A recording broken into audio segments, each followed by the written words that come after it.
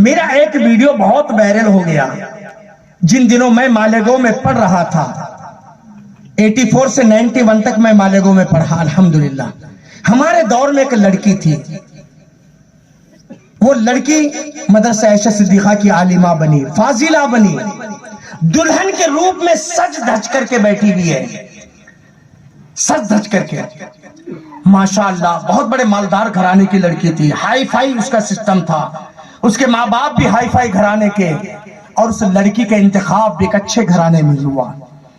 غیرت دیکھیے, ایمان دیکھیے, عقیدے کی مضبوطی دیکھیے. وہ دلہن کے روپ میں ممبئی کے ایک بہت بڑے فنکشن ہال میں سج دھج کر کے بیٹھی ہوئی ہے. باپ اپنی بیٹی کی دستخط لینے کے لیے آتا ہے. بیٹی کہتی ہے ڈیڈی معاف کیجئے گا, میں دستخط نہیں کروں گی, نہیں کروں گی, نہیں کروں گی. باپ پریشان ہو جاتا ہے کہ بیٹا کیا کہہ رہی ہو؟ کہا ہاں میں بالکل ہوش حواس کے ساتھ کہہ رہی ہوں کہ دستخط نہیں کروں گی, نہیں کروں گی. آنکھوں سے آنسو نکل جاتے ہیں. بیٹا میری عزت سے کھلواڑ کر رہے ہو, بیٹا میری عزت سے کھلواڑ کر رہے ہو. آج سووں لوگ, ہزاروں لوگ آئے ہیں تمہاری شادی میں, یہ تمہاری مما, یہ تمہارے فلاں, سب پورا پریوار آیا ہے. دونوں طرف کے پریوار کیا کری ہو؟ کہا ڈیڈی کچھ بھی ہو جائے مرنا گوارا ہے, میں دستخط نہیں کروں گی.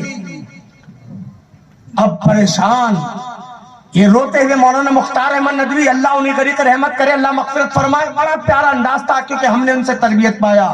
میں بھی مالیگاؤں کا پڑھا ہوا ہوں. کہنے لگے مولانا میں نے اپنی ٹیلنٹڈ بچی کو, اپنی ہونہار بچی کو ممبئی کے اچھے کالج سے نکال کر مدرسے عائشہ میں اسی لیے ڈالا تاکہ یہ دین سیکھے گی, اخلاق سیکھے گی, سب کچھ سیکھے گی. مولانا میں نے بہت بڑی غلطی کی ہے, کاش میں کالج پڑھایا ہوتا تو یہ دن مجھے دیکھنے نہ پڑتے. کہا کیا بات ہے؟ کہا چلیے آتے ہیں مولانا مختار. کہتے بیٹا مجھے جانتے ہو؟ ہاں آپ بڑے مولانا ہیں. کہا یہ ڈیڈی ہیں, یہ ماما ہیں, یہ انکل ہیں. بیٹا ہم سب کیوں آئے ہیں؟ ہاں مولانا میں سب جانتی ہوں کہ آپ سب میرے مستقبل کے, روشن مستقبل کے لیے آئے ہیں. میری شادی کی خوشی میں شریک ہوئے ہیں. مولانا مجھے سب کچھ منظور ہے لیکن اس سے نکاح منظور نہیں ہے. کہا کیا بات کر رہی ہو بیٹا؟ ہاں مولانا میں عالمہ ہوں, میں نے مدرسہ عائشہ صدیقہ میں 8 سال پڑھا ہے. میں قرآن پڑھی ہوں, تراجم پڑھی ہوں, تفاسیر پڑھی ہوں, احادیث مبارکہ پڑھی ہوں, صحابہ اور صحابیات کی زندگی کے حالات سے واقف ہوں. مولانا میں ایک عالمہ ہو کر کے کیا اپنے اس ہونے والے دلہے کے ہینڈسم, اس کے خوبصورت, اس کی ہائٹ, اس کی پرسنالٹی, اس کے بلڈر, اس کے ڈیولپر, اس کی دولت کو دیکھ کر کے میں اپنے ایمان کا سودا کروں, اپنے ایمان کا سودا کروں؟ مولانا پتہ نہیں ہے, میں یہاں آنے کے بعد ابھی میں نے سنا ان کے خاندان کی ریت ہے, ان کے خاندان کی یہ ریت ہے, نکاح کے بعد نئی نویلی دلہن کو حاجی علی کی درگاہ پہ لے جاتے ہیں, وہاں پہ سجدہ کراتے ہیں. مولانا میں مدرسہ عائشہ صدیقہ کی طالبات ہیں, میں نے تفاسیر پڑھا, ترجمہ پڑھا. کیا محض میرے باپ نے اس کی دولت کو دیکھ کر, اس کے بلڈر ہونے کو دیکھ کر کے رشتہ کیا ہے؟ میں اپنے ایمان کا سودا کروں؟ مولانا میں مرنا گوارا کروں گی, اپنے ضمیر کا اور اپنے ایمان کا سودا نہیں کروں گی. پتہ نہیں موت کب آئے, کس حال میں آئے. مولانا مجھے معاف کیجئے گا. اللہ اکبر. اب تو معاملہ اور ٹیڑھا ہو گیا.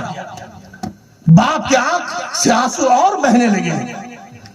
فوراً مولانا مختار, باپ سب آتے ہیں.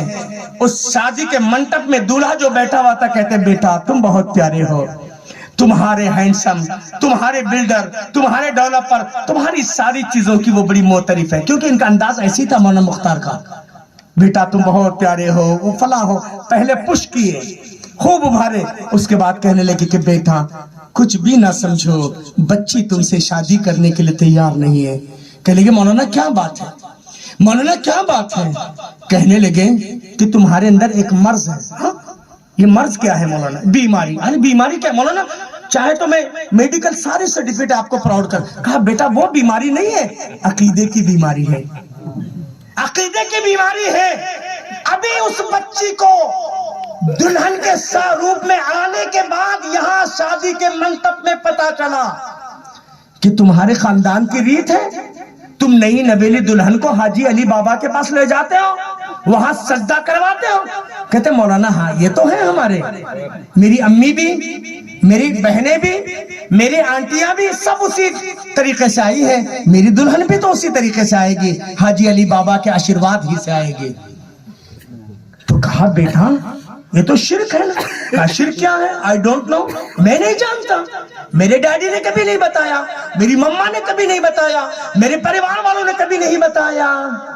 مولانا مختار احمد ندوی نے شرک کے بارے میں 5 منٹ نصیحت کی, اور اللہ کا وہ فرمان وَمَن يُشْرِكْ بِاللَّهِ فَقَدْ حَرَّمَ اللَّهُ عَلَيْهِ الْجَنَّةَ, جو شرک کرتا ہے جنت اس پہ حرام ہے, وَمَأْوَاهُ النَّارُ, جہنم اس کا ٹھکانہ ہے, وَمَا لِلظَّالِمِينَ مِنْ أَنصَارٍ, ایسے ظالموں کا کوئی مددگار نہیں. جب مولانا نے پیش کیا, وہ دلہا کہتا ہے مولانا اللہ کی قسم آج تک مجھے پتا نہیں تھا, آپ جیسے بڑے مولانا اگر کہہ رہے ہیں یہ شرک ہے, یہ اتنا بڑا گناہ ہے, مولانا میں کیوں ایسی جہالت کروں گا.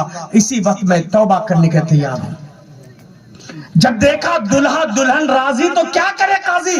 باپ نے کہا مولانا میں بھی توبہ کرتا ہوں. آج وہ بچی یورپ کی سب سے بڑی داعیہ ہے, الحمدللہ.